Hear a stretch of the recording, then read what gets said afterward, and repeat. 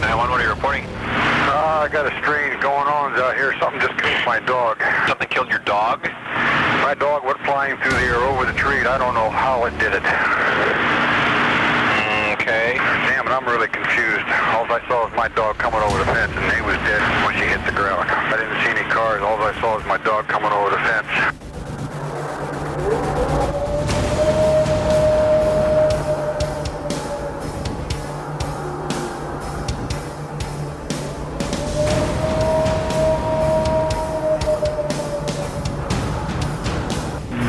What are you reporting? We got someone or something crawling around out here.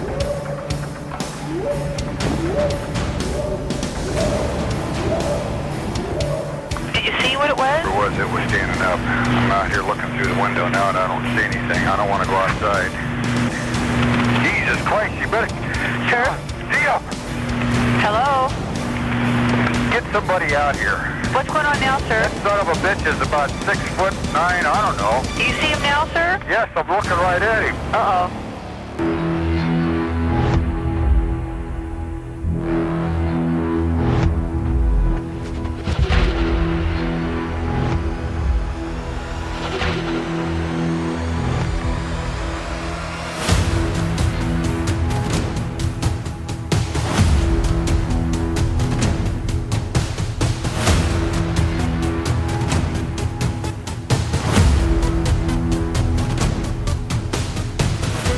Hey guys, and welcome to this week's episode of Sasquatch Odyssey. Thank you guys so much as always for joining us for the show. It is the 4th of July weekend. It is Friday. I hope you guys have had an amazing week and are looking forward to this holiday weekend. We've got a great guest lined up on the show as always, but I want to start by inviting you. If you've had an encounter and you'd like to be on the show, shoot me an email. You can get me at brian@sasquatchodyssey.net. If you haven't already done so, please go over and check out the premium content section. You could become a member there, get the additional shows, get the additional content each week. That is something that I want to, unfortunately, start the show off and talk to you guys about this week. Months and months ago, I went on social media and I told you guys that I was going to remove the ads from the show because I think they suck. I think advertisements in shows like this kill the show. I think it takes away from the show, and I think it takes away from the experience. I think it takes away from the encounter stories, just in general. But the reality is the show has to pay for itself. The show costs money to produce. It's a ton of time and a ton of effort that I put into it each and every week. I work a full-time job. This isn't my full-time job, folks. I wish it were, but it's not. I work a day job just like everybody else. And I put the show out there because I think it's important. We've talked about that before. I've shared why I do the show and why I think it's so important to share these encounter stories. But the reality is, as I said, it costs money. And I hoped that when I created the premium content section and the chance for you guys to go over and become members and subscribers and help support the show, there are a select few that have become members and have showed up week after week, month after month. And I can't thank you enough because that's the reason the show's been on as long as it has. I think we've put out some good content. I think we've had some amazing guests on the show. We've had some amazing encounter stories. I have tons more of those for you guys. Some of the episodes I've done those interviews and I've just got to put the shows together and get them out to you. And I've got great guests lined up. I've got Bob Gimlin wanting to come on the show next month. Hopefully by the end of July, I'll have Bob on. I should say I want Bob on. He's not clamoring to get on my show. I want Bob to come on the show. I want he and Russell Accord to come on and talk to you guys. Again, those things cost money, right? And I don't pay any guests to come on. I'm not paying Bob to come on, but I have to pay to keep the proverbial lights on. I have to pay to have the show hosted on a platform so you guys can get it on the podcatchers. I have to pay to have the website up and running. So it is what it is. It's the reality. So unfortunately, I'm going to insert the ads back into this week's show, as you've already heard, I'm sure, because there's probably going to be a pre-roll on this. So I apologize, guys. I hate it. The only way to avoid that, frankly, is for you guys to become subscribers and support the show. That's just the reality. You guys can go over to the website. You can become a member there. You can get the additional content. You can get the back catalog of the other shows. You can get the blog post. Members will get ad-free shows. I'm going to put these shows up each week for the members on the premium content section without the ads. So if you want it ad-free, you want to go over and get the extra content, you can do that. There's also a donate button. Some of you guys have donated a couple of bucks here and there. It is very much appreciated. Every dollar helps. Every dollar goes back into the show to create more content for you guys to enjoy every week. So enough of that. I don't like begging for money. I'm not going to do that. I'm just going to try to keep putting out the best show that I can. As I said, we've got a great guest on the line. He comes to us from Montana. He's had a couple of amazing daytime sightings he's going to share with us. Roy's on the line. You guys sit back, relax, enjoy the show, and happy 4th of July.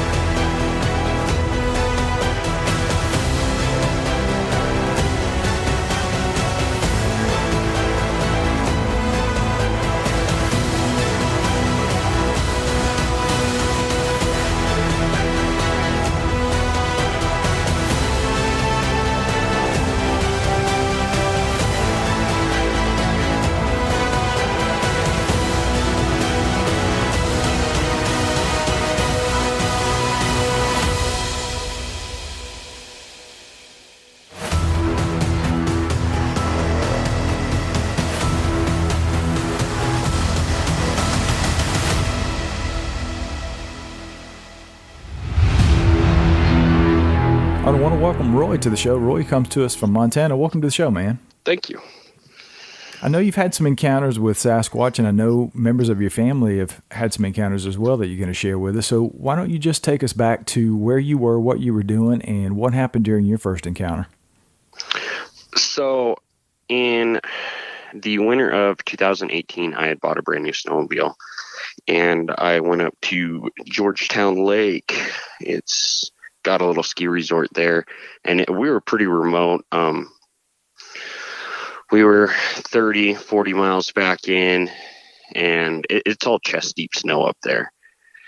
And we got up on the side of this mountain, and I was the littlest one out of the group. Everybody else I was riding with they're over 6'1" and 200, 250 pounds. They're big dudes. And we ended up getting separated. And so I figured, well, I'll just hop on my old track and it'll eventually take me out to the road and I'll just wait for them there. And as I'm going out of the right side of my vision, I see something really black, and I mean black. And so I stop and I'm looking, and it's standing behind a tree, and it's, I don't know, probably 200 feet away from me. And the whole time, all I can think is, we're in a green area. There's no burnt trees or anything. And I'm trying to figure out what this thing is. And like I said, the thing that got me the most was just how black it was. I've never seen anything that black before.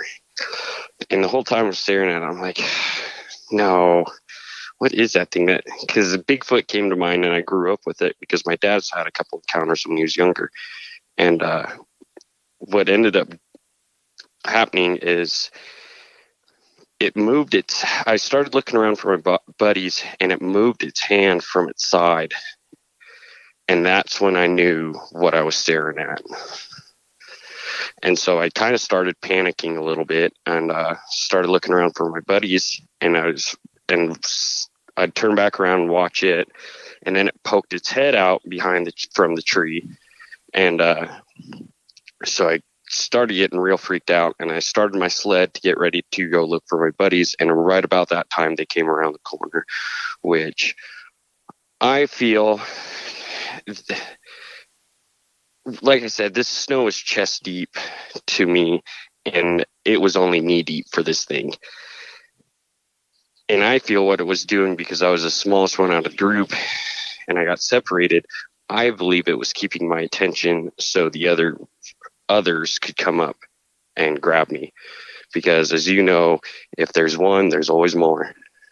Yeah, I've definitely heard from many, many people that have done this kind of research for a long time, and they always say the same thing. Always watch your six, because if you see one, there are multiple others that you can't see. Because I do think, and it's all opinion, of course, but I tend to think that these things are in travel and family groups, and I think that they do have sentries that come out very similar to what you are describing, that sort of takes your attention and lets the other pass, or whatever the case may be. Just for the audience, can you, I know it was 200 feet away, but in as much detail as you can you sort of describe to us what this thing looked like, what you were able to make out, and what features that you saw? I couldn't make out any facial features, but like I said, when it moved its hand away from its body, I could see, because, it's all white background behind him or her. I don't know whether it's male or female, but I could see the fingers, and this thing was massive. It had to be a good 9 feet. And I work construction, so I can judge distance and measurements pretty good. And this thing was big. Huge. And that's the thing that really got me after the encounter, was just how massive it was. Because everybody tells you, they're really big, but until you see one, you have no idea how big they really are. And that's the one thing I hear time after time after time when I talk to people that have visual encounters. And I just put together our members only show for the week, and I talked about with the members John Green, one of the four horsemen of Bigfoot. If you've been around Bigfooting and studied the subject, you know about John and his research. And that was one of the things in this interview that he was talking about, was you have no idea what it means when people talk about the size of these things, because it's not just the height, it's the width and the sheer mass of these things. You see a tall person, you see a basketball player who's 6'8", 6'9", 7 feet tall even, and they may weigh 250 pounds. Well, when you're talking about something that's 8 or 9 feet tall and may weigh 600 to 800 pounds, that's a completely different ball of wax. So I totally get what you're saying. So this thing was peeking around a tree when your friends were coming up. What happened then? Did this thing just disappear? Did it take off? So they rode past me a little bit, and so I started up my sled and caught up to them real quick. And I told them, I was like, because I didn't tell them that I seen it, because I was still in shock, and I know how aggressive these things are. And the guys that I'm with, I knew probably wouldn't believe me and would want to go check it out. And so I got off my sled and walked around this group of trees, and it had moved itself up the hill. But it was because of that white background and the green trees. It stuck out like a sore thumb because of how black this thing was. So was that the end of that encounter? Yeah. And so I had a second encounter, snowmobiling too.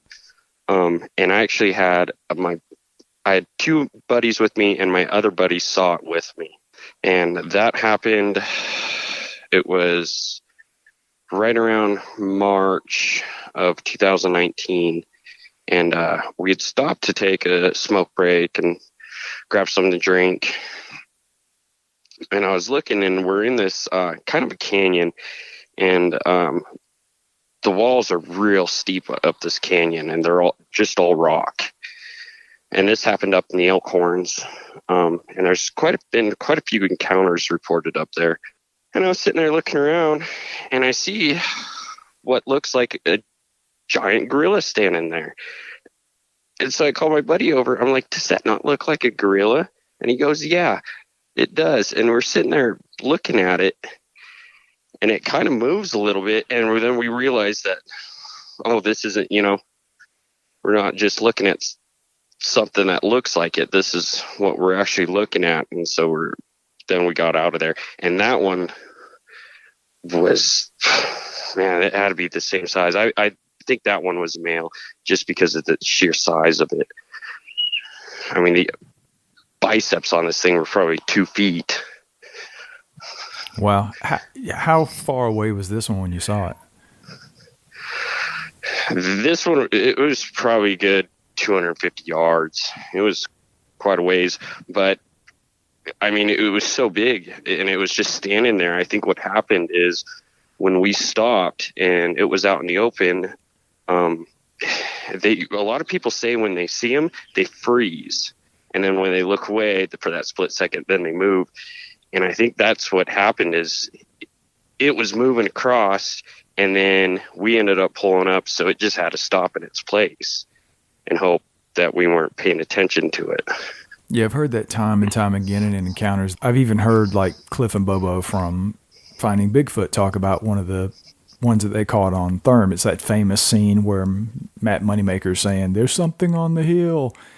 And I've heard them talk about that and how it literally froze on the therm with 1 foot in the air because he yelled out at it. So it's fascinating behavior, man, that you actually saw one in the open. I mean, that's 2 daytime sightings. That's extremely rare to have. So, and from a safe distance. Yeah. I've never seen one. I've been chased out of the woods. I got paced out of the woods by one when I was like 12 years old, when I was squirrel hunting up in North Georgia where I grew up. And we hear them on our property here. We've got a 40-acre property in North Carolina. We hear the vocalizations often, as close as 50 yards from our house about a month ago. But I've never seen one, and I've always said if I do see it, I would probably like to be traveling about 60 miles an hour down the road, and I'd like to see it about 50 yards ahead of me crossing the road. That's the way I want to see one. So yeah. I know you said your dad had some encounters as well. Can you tell us about what he shared with you and what he saw? So him and my mom and their friend, when they were 18, they were camping up at Halter Lake, just right kind of outside of Halter Lake. And they were just on their sleeping bags, sleeping underneath the stars, and he heard something, and he woke up, and this one was standing directly above his head. And so he screamed, it screamed, and then it took off. But he got a really good and close look at it. Did he describe what he saw? He said the face kind of looked like a man, kind of looked like a gorilla a little bit, but the fire was kind of burning low, so he didn't get really, really good look at it. But he said when he opened his eyes, it was just standing there looking down directly above him. Wow, that's crazy. And then when he was little, they owned a trailer park outside of Great Falls, and he had one come up to his window, and he said that window was about 7 feet off the ground. And he said he woke up and it was sitting there breathing on the window. And so he got up, and when he went to get up, it took off running. And he said without a beat, this thing just almost like it just stepped over a 6-foot fence. Wow. That behavior is always fascinating me. I've talked to so many people that some have been on the show, some off the air, that talk about these things looking through windows, particularly children's windows, which I've always found sort of creepy. But I think I would absolutely shit my pants if I woke up and had a Sasquatch either standing over me and or looking in my window. So I can only imagine what was going through your dad's mind when that happened. It's crazy. It's we have a spot right kind of by my parents' house. It's right on the Continental Divide. And we went up there. We've been up there camping a lot. And I call them a clan.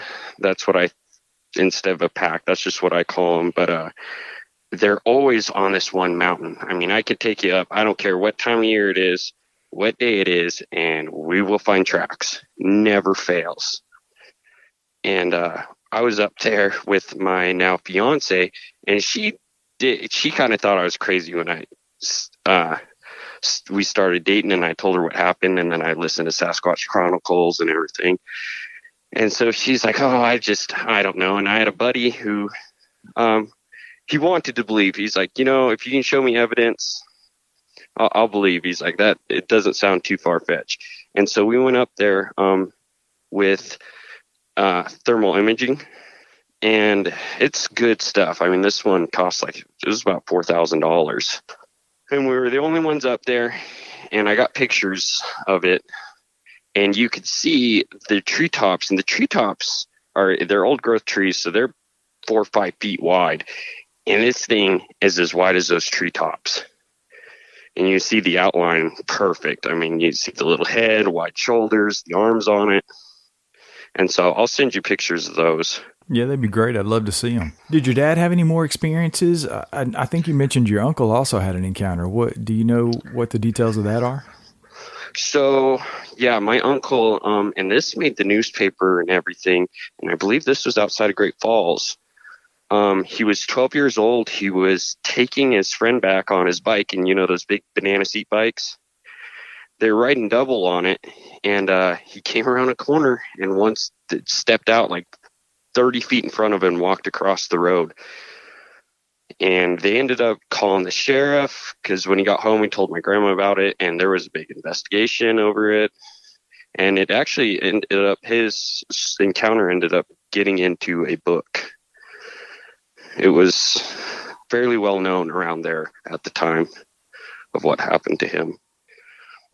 Do you guys ever hear vocalizations around there? So I've never heard one. My dad up camping up in Marysville, where they always hang out, like I said, that clan, he was up there, and there's only one road in, and that is it. And so you know who's up there, and it's kind of desolate up there. But he said up in the trees, he heard what it sounded like a crying toddler. Exactly like a crying toddler. And then he's heard him speak before, too, when he was up there camping. If you ever get up here, I'll take you up there because we always have something happen up there. Whether it sounds like he's had him do the owl where it sounds like an 800-pound owl right outside of the camper at night. We don't really go up there anymore just because of that reason. Yeah, man, I've heard some of the vocalizations here on our property, and it's more like what we've experienced is some in the distance. There's probably 150, 200 acres of property behind us and about that many on either side. There's really nobody here. Our closest neighbor is about a half a mile away on the other side of the road. And we hear that it sounds like almost an Ohio howl type scream, yell, whatever. And about a month ago, we were upstairs and we have a tiny house here on our 40 acres and we had the windows open. It was nice out. And I've told this story on the show before. I know the listeners are probably like, we've already heard that shit. But anyway, about 50 yards away from the house, we hear this just guttural, like scream. I mean, it felt like it shook the house. And I'm just like, holy shit. Like, I don't know if you've ever had him, heard him walk. But I went up with my fiance, and the road was closed because it was too snowy at the time to get up because they grew up for snowmobiles. But I figured, we'll go up there with the thermals and night vision, just see if we can see anything. And I had my window down, and I could hear this thing walking up over the hill, and you could almost like feel it in your chest, the thunk, thunk. Yeah, I've never heard him walk. We've seen what we think are possible tracks down on one side of our property in the past in the leaves, but it's kind of hard to tell. It's leaf litter. I mean, it could have been a squirrel, rustling around, moving the leaves, but it was almost like in a trackway. Mm-hmm. But we've never, like I said, I've never seen one and I've never heard one walk, but I've talked to people that have explained that or tried to explain what that's like to experience it. And it's literally, they said it's like an elephant walking through the woods. So, yeah, or if you take, a 2,000-pound chunk of steel and drop it on the ground. And that's what it feels like. It's wild. And I've heard when people say they roar, you can feel it in your chest. Yeah. And some people say that's infrasound. And, I just think it could boil down to the fact that it's such a huge animal with such a huge lung capacity and such a huge vocal mechanism. I just think it may just be the reverberation or whatever the case may be from something that large making that big of a yell. So it's interesting stuff, man. I just talked to a guy literally before I got on the phone with you, and he camped out in California for about 5 weeks. This guy had some amazing experiences that, it's probably like a 2-hour show we're going to put out, and I'll probably have him back for some of the other things that he was talking about. But one of the things in particular he talked about was the samurai chatter. He described these things talking, and he listened to them for hours. And he literally described it as, at one point during a different encounter, it was a little less aggressive than what he heard the first time. He literally said it sounded like a man who had just come home from work and he was carrying on a conversation with his wife, but he couldn't make it out. He referred to the Sierra sounds. And I asked him, I said, I had Ron Moorhead on the show that recorded the Sierra sounds, and Ron and I talked about the different types of sounds that are just in those tapes, because it's not just one, it's not like a one-trick pony. There's so many different sounds that go on in those tapes, and I was trying to narrow it down. I was like, was it like the rapid fire, or was it the samurai chatter? Was it the high, the low? And he said it was a little bit more of the bass or lower register type samurai chatter, but I thought it was fascinating that he had heard it on multiple occasions when these things were around, and he could even tell that one was a male and one was a female just based on the vocalization. So pretty cool stuff, man. And I don't know about where you're down at. I feel here, because my dad didn't believe in me at first, but I told him, I was like, I bet you 1 in 50 people up here that are in the woods have had an experience, whether it's been obviously very clear tracks or they've had a visual sighting.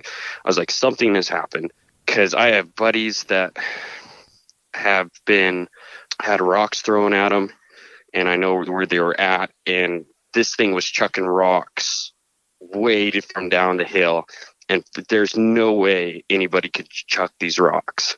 I don't care how big you are. And my brother, like I said, he thought my dad and I were crazy until he was hunting, and there was a little bit of snow still on the ground, and he came up on a gut pile, and he said that he found, I think they were probably about 18 inches, 20 inches, tracks everywhere around this gut pile, and all the main organs were taken out of this gut pile. Yeah, there's so many people. I'm in North Carolina, and there's the Uwharrie National Forest here. I've had a couple of guys from that area, Bobby on the show, and I've had Lee on the show. They experience things almost every weekend. I mean, Bobby has these things on his property. He backs right up to the Uwharrie National Forest, and he and his wife deal with these things on a daily basis. He's gotten to the point where it's just something he says they deal with because they're constantly there. I think these things are, at least in my opinion, I think they're a lot more rare than some people would tend to believe or want you to believe. When I had Dr. Jeff Meldrum on the show, I asked Meldrum about it, and he sort of compared it to black bear population. Mm-hmm. But he thinks they're more, for if there's 35,000 black bear, for example, in Idaho, he thinks there might be 3,500 of these things there. And so, see, I remember him saying that, and I have to disagree. There's too many people that I trust and I've seen it where we go up and we find footprints around here. But like I said, I'm 10 minutes away from being on top of the Continental Divide. And so I feel like up here there is a lot of them, because every time my brother goes out hunting, he usually finds tracks. It's just, you can find evidence of them everywhere.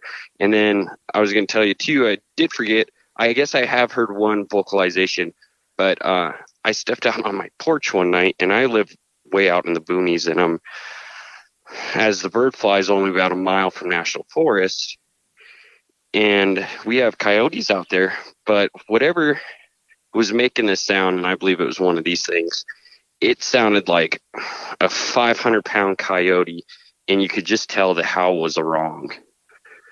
It wasn't, you know what I mean? Yeah, it sounded like a coyote, but you could tell it wasn't a coyote, but it sounded like a 500-pound coyote at that. Yeah, and going back to Meldrum, I sort of disagree with his assessment too. He's very scientific in his approach, and he figures these things out scientifically. But my argument to him was, it's to have the amount of people that I just talked to, right? And I know Wes at Sasquatch Chronicles, he has tons of people on his show. I mean, he's 700 plus shows in, and he's probably talked to 4 times that doesn't come on the show that have encounters with these things. And it doesn't make sense to me that if the population is so low, that it comes down to this: either the thousands upon thousands of people every year that say they're seeing these things are lying, or it's a misidentification, or there are a lot more of these things than what some people think they are. So, yeah, and like I said, and I really believe up here 1 in 50 people have had an encounter. My fiance's mom does not believe in Sasquatch. She laughs at me whenever I bring it up. She thinks it's funny.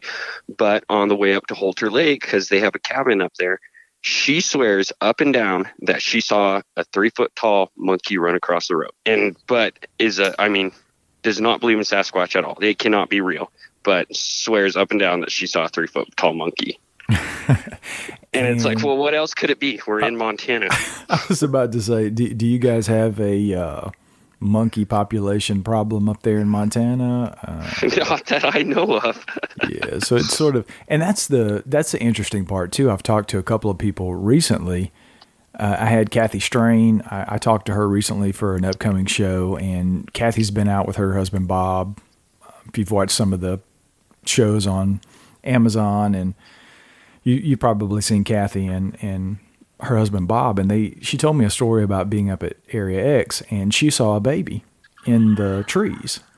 Mm-hmm. And it was strange for her because they had seen these huge, like alpha male, 8-9 foot Bigfoot, and they're sitting around the fire one night, and Kathy looks up in the trees, and there's this monkey, and she was like, "Oh, that's a monkey." And then she had this oh shit moment. She's like, "Wait, Kathy, there are no monkeys here." So it had to be a baby Sasquatch, right? So, and if there's a breeding population of these things, and there have to be, for them to have a sustainable number of them in the wild, there's got to be babies. So, but you don't hear a lot of people talking about seeing, juveniles and babies. It's usually like the big alpha males that everybody sees, or the patty female or whatever. Yeah. And I guess we won't ever know until one of these things get brought in, you know what I mean? And put on a table. But also, in my opinion, I really think the government's hiding it. And I don't know why. I believe there is probably part Nephilim in there, and that's the reason why. But I guess until we have one that we could study, who knows? Yeah, I've gone back and forth on that, man. I'm sort of in the flesh and blood camp. And then, of course, I have conversations with people that, you talk to somebody like Ron Moorhead, and he's very out there with the quantum Bigfoot theories. And Ron has had some, we talked about some amazing experiences he's had up in the Sierras. And when Ron talks about it, it makes perfect sense, right? The guy that I talked to just earlier tonight, before I got on the phone with you, he's very different in his opinion of these things. He doesn't believe that they're animals, See, and I do believe they're animals. I just believe they're not just a normal animal, and that's why I think that they have part Nephilim in them. Yeah, it's a fascinating thing, man. And I go back and forth. I always say on the show, like, 5 out of 7 days I'm in it's a flesh and blood relic hominin, and then the other 2 days of the week I'm scratching my head because I've just had a 2-hour conversation with somebody who challenges my beliefs. And that's, at the end of the day, I keep an open mind. Yep. It pisses me off to get online and go into some of these groups that you can't even get to if you don't believe it's just a flesh and blood ape. Then you can't even be in the group to have a conversation with people. And I don't understand that mentality.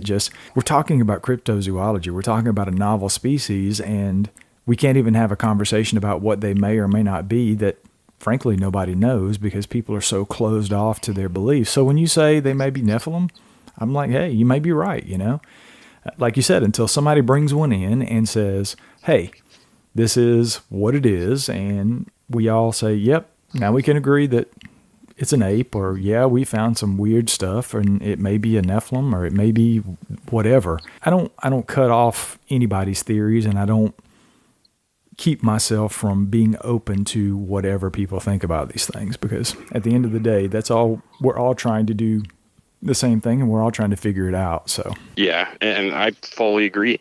And I've come to the conclusion too, because some people say, well, if you've seen one, you're always more likely to see another one.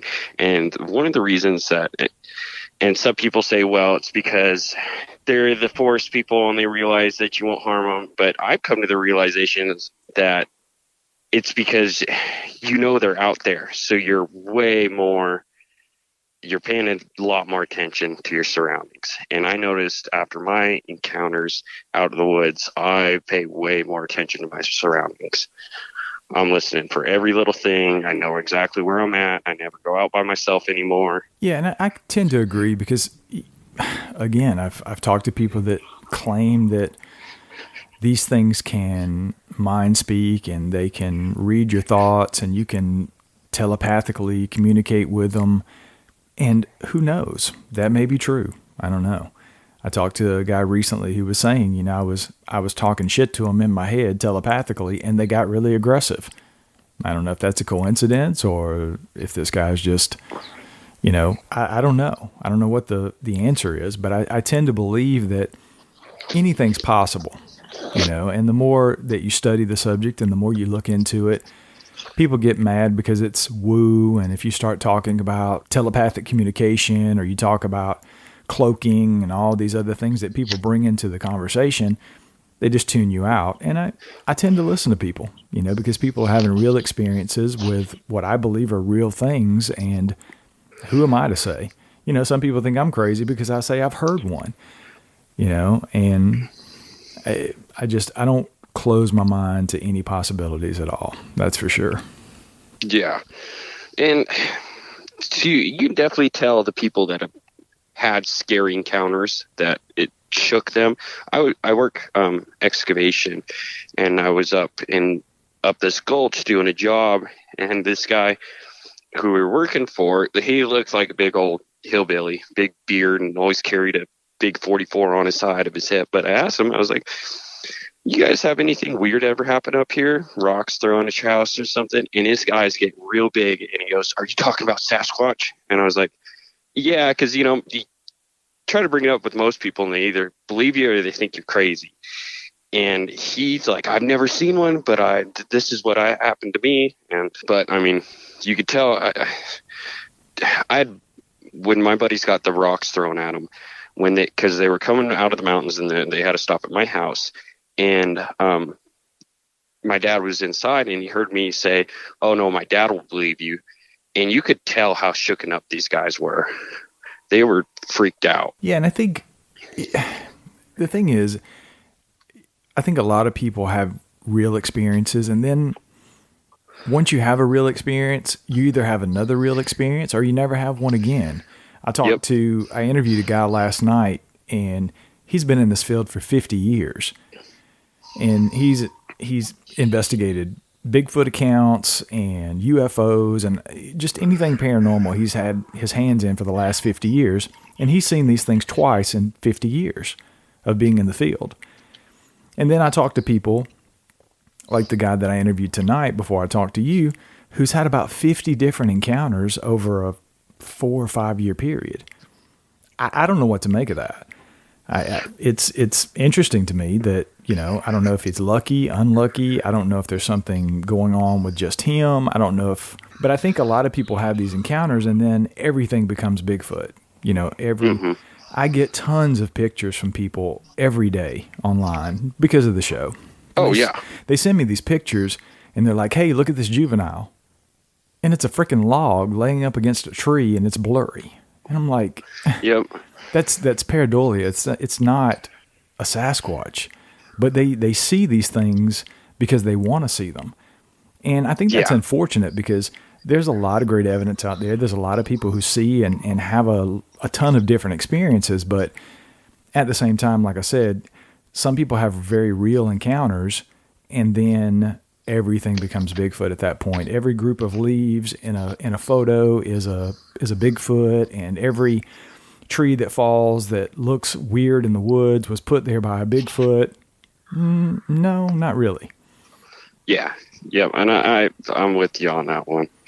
And then people start to hoax things, and that's a whole nother show, because I believe that most people, well, I won't say most. I think a lot of the people who end up hoaxing videos and evidence and things like that probably had one real encounter or real experience, and it just didn't get them what they wanted, whether it was fame or their 5 seconds of glory or whatever the case may be. So they start hoaxing things, and it just screws up things for everybody else who's having real encounters, you know. I don't know. Well, I really appreciate you coming on and sharing your stories, man. I enjoyed it. Oh, no problem. Thank you for having me on. I appreciate it. And if you ever get up this way, give me a call and I'll take you out and show you some of the stuff that I found. And like I said, the one area we go up to, though, for sure we can always find footprints up there. And I should start casting them because a lot of them you can cast real easy and they'd be good footprints. Absolutely. I'll definitely do it, man. But and then I'll send you those thermal pictures, and once you see it, I mean, there's no doubt for what it, you know what I mean. It's either a guy standing up there, but I know how big these treetops are. And we were the only ones up there because there's only one road in, and we were up there at 11 o'clock at night. Yeah, send them to me. I'd love to see them. Okay, will do. Well, again, man, I appreciate you coming on the show, and maybe we'll do it again. Yeah, sounds good. And that's it for tonight's show, folks. Thanks so much for joining us. We'll see you guys next week.